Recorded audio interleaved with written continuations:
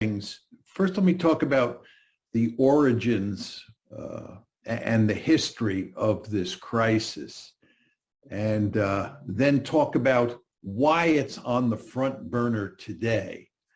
And then let me say a few words in conclusion about where we're headed. The conventional wisdom in the West, and this is certainly true in a place like Britain and the United States, is that Putin is responsible for this crisis. It's the Russians. They're good guys and bad guys. And of course, we are the good guys and the Russians are the bad guys. This is simply wrong. The United States mainly, but the United States and its allies are responsible for this crisis, not Putin and Russia. Now, why do I say that? It's very important to understand that what the West has been trying to do since 2008 is turn Ukraine into a Western bulwark on Russia's border. And that policy had three dimensions to it. The first and most important is NATO expansion. The idea was that we were going to expand NATO eastward to include Ukraine. The second element of the strategy was EU expansion. So in other words, it was not just NATO expansion that was going to go and include Ukraine. It was also EU expansion. And the third element of the strategy was the color revolution. And in the case of Ukraine, that was the Orange Revolution. And the idea was to turn Ukraine into a liberal democracy like Britain, like the United States. And not only a liberal democracy, but a liberal democracy that was allied with the United States. Because again, this is all part and parcel of a strategy that is designed to make Ukraine a Western bulwark on Russia's border. Now, as I said to you, the most important element of the strategy is NATO expansion. And that's why the April 2008 Bucharest NATO summit is of immense importance. At the end of that April 2008 Bucharest summit, NATO announced that Georgia and Ukraine would become part of NATO. They said, this is going to happen, period. The Russians made it unequivocally clear at that point that that is not going to happen. They drew a line in the sand. As you all know, there were two big tranches of NATO expansion before that 2008 meeting. The first tranche of NATO expansion was in 1999. That included Poland, Hungary, and the Czech Republic. Then there was a second tranche in 2004, which included countries like Romania and the Baltic states and so forth and so on. The Russians swallowed those two NATO expansions. They intensely disliked both of them, but they swallowed them. When NATO said in 2008 that expansion would now include Georgia and Ukraine, the Russians drew a line in the sand. It's very important to understand that. They said, this is not happening. It is no accident that in August of 2008, a few months after the April 2008 Bucharest summit, you had a war between Russia and Georgia. Remember, Georgia is the other country besides Ukraine that is going to be brought into NATO. The Russians said, that ain't happening. And you had a war in August 2008. In February 22nd to be exact, February 22nd, 2014, the crisis broke out over Ukraine. And it was mainly precipitated by a coup in Ukraine that overthrew a pro-Russian leader and installed a pro-American leader. The United States was involved in that coup. The Russians went ballistic. This is hardly surprising. They went ballistic, and they did two things. First is they took Crimea from Ukraine. Why did they do that? You understand that there is a very important naval base called Sevastopol on Crimea. And there's no way the Russians are going to let Sevastopol become a NATO naval base. This is not going to happen. That's the principal reason that the Russians took Crimea. And the second thing that they did is that the Russians took advantage of a civil war that broke out in eastern Ukraine almost immediately after the February 22nd, 2014 crisis. And what the Russians have done is they have fueled that civil war, and they have made sure that their allies, who are mainly Russian speakers and in many cases Russian, in eastern Ukraine are not defeated by the Ukrainian government. They, in effect, are wrecking Ukraine. The Russians are basically saying, we will wreck Ukraine before we allow Ukraine to become a member of NATO. So the Russian response is very important to understand this. In 2014, when the crisis first broke out into the open in response to what had happened in Bucharest in 2008, the Russian response was twofold. Number one, they took Crimea. And you should all understand, Crimea is gone. It is never going back to Ukraine. One. And number two, they have said implicitly that we will destroy Ukraine. We will wreck it before we will let it become a member of NATO. Now, the question you want to ask yourself is, why are the Russians doing this? This is Realpolitik 101. And the fact that people in the West, especially in places like Britain and the United States, don't understand this boggles my mind. I just don't understand it. The idea that you could take a military alliance run by the United States, the most powerful state in the world, and run it up to Russia's borders, and the Russians wouldn't be bothered by it, is simply unthinkable. We in the United States have the Monroe Doctrine. The Monroe Doctrine says that no distant great power is allowed to form a military alliance with a country in the Western Hemisphere, and is certainly not allowed to move military forces into the Western Hemisphere. I remember the Cuban Missile Crisis very well. What happened there is the Soviets put nuclear-tipped missiles in Cuba. The United States said, this is categorically unacceptable. Military forces from afar are not allowed in the Western Hemisphere.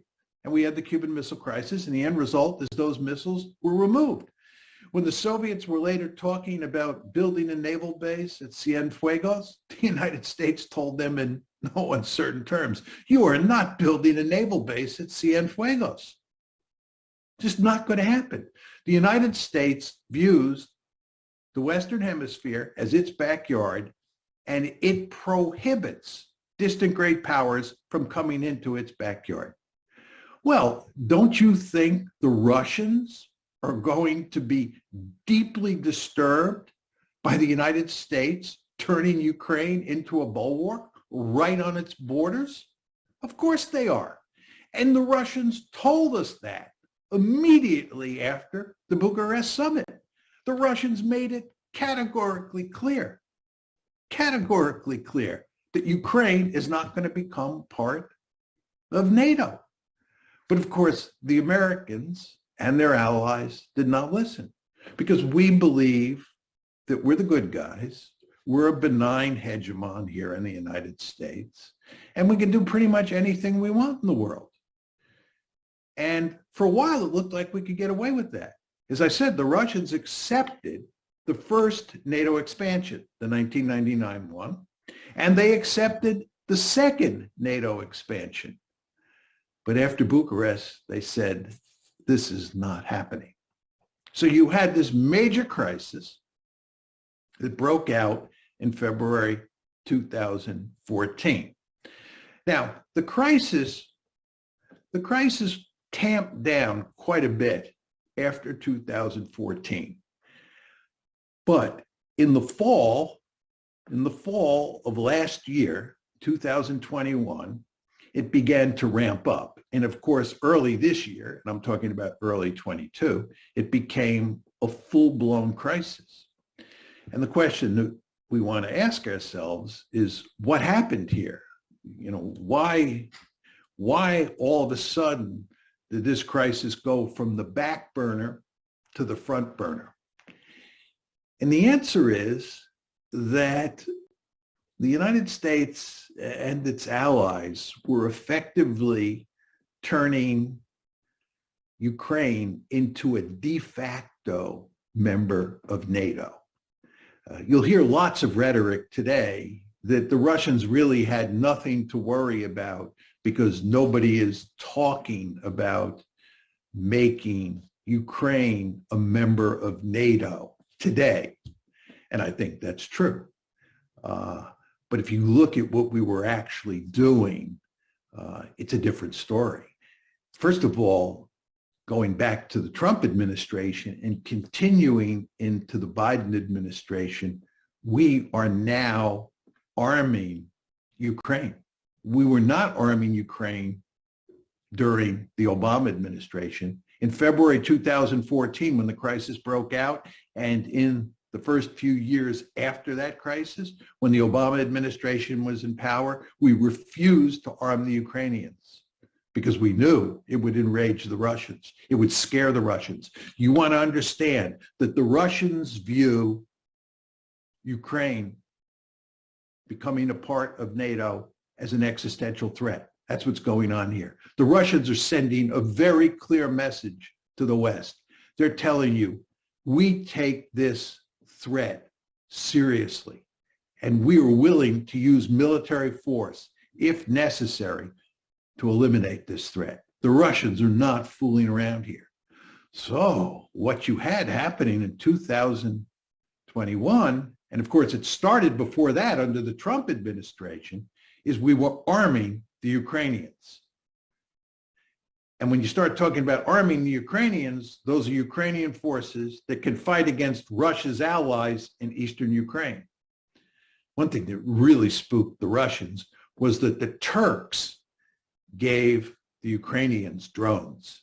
And drones have become a very effective weapon on the battlefield, as the Azerbaijanis proved against the Armenians last year. And the Azerbaijanis were using Turkish drones. So the Turks are giving drones. The Americans and the British are giving all sorts of other weapons to the Ukrainians. You know, of course, that we define these weapons as defensive weapons. But of course, as sophisticated IR theorists, you all know that there's no such thing as a meaningful distinction between defensive weapons and offensive weapons. As we all know from the security dilemma, what looks defensive to us looks offensive to them. You give drones to the Ukrainians. Do you think the Russians are going to view those as defensive weapons? I don't think so. Right? You start training the Ukrainian forces the way the British and the Americans do. You don't think the Russians are going to see that as a threat? I can guarantee you they are, right? So what's happening here? We're arming, we're training the Ukrainians. And if you look at how we're dealing with Ukraine diplomatically, we're basically talking about Ukraine as if it were an ally or a partner. That's the kind of rhetoric we use when we talk about Ukraine. So it looks like diplomatically and militarily, the bonds between the West, especially the United States, and Ukraine are tightening. At the same time, we're doing a number of provocative things outside of Ukraine that really bother the Russians enormously. The British foolishly run a destroyer through Russian territorial waters in the Black Sea this past summer, June 2021. The Americans take a bomber and they drive it right up against the Russian coastline in the Black Sea. This really bothers the Russians, unsurprisingly. So what you see happening here is the Russians have a very powerful sense that NATO is moving eastward. NATO is moving right up to the Russian border, mainly by turning Ukraine into a de facto member of the alliance, but also with provocative measures like this British destroyer and this American bomber. The Russians, as Sergei Lavrov, the Russian foreign minister, said, reached the boiling point. They had it. They had it. They're not interested really in negotiating anymore. They're interested in altering the status quo. And the end result is you've had this massive military buildup, which is doing enormous damage to the Ukrainian economy, which was already a basket case before the crisis. So Ukraine's situation is getting worse and worse. And the Russians have sent a very clear signal to the West that if they up the ante, they meaning the West, if the West ups the ante, the Russians will up the ante. And again, Ukraine is not becoming a part of NATO. So that's where we are today. We have this major crisis, which goes back really to April 2008. That's the genesis, that decision to make Ukraine part of NATO. And then you had the crisis break out 22 February 2014. And over time, it was ameliorated somewhat, pushed to the back burner, I think one could say. And then all of a sudden, it broke out again. Now, is there any hope that we can settle this crisis? I'll tell you what I think the best solution is. I think it's an obvious solution, but I think it's politically unacceptable at this point in time. The obvious solution is to turn Ukraine into a neutral state, more or less a buffer between Russia on one side and NATO on the other. This is effectively what you had up until February 2014. Ukraine got its independence when the Soviet Union broke apart in December 1991. And from December 1991 until roughly early 2014, there was no real problem with Ukraine. The United States and its allies were not fighting with the Russians over Ukraine. There was a verbal dispute going back to the April 2008 Bucharest summit, but there was no crisis because Ukraine from 1991 to 2008, to 2013 was, through 2013, was effectively a neutral state. It was a buffer. It was NATO that changed the situation. You understand, we now have changed the rhetoric to make the Russians the bad guys. You hear all this talk that Russia is bent on creating the second coming of the Soviet Union. Russia is bent on creating a greater Russia.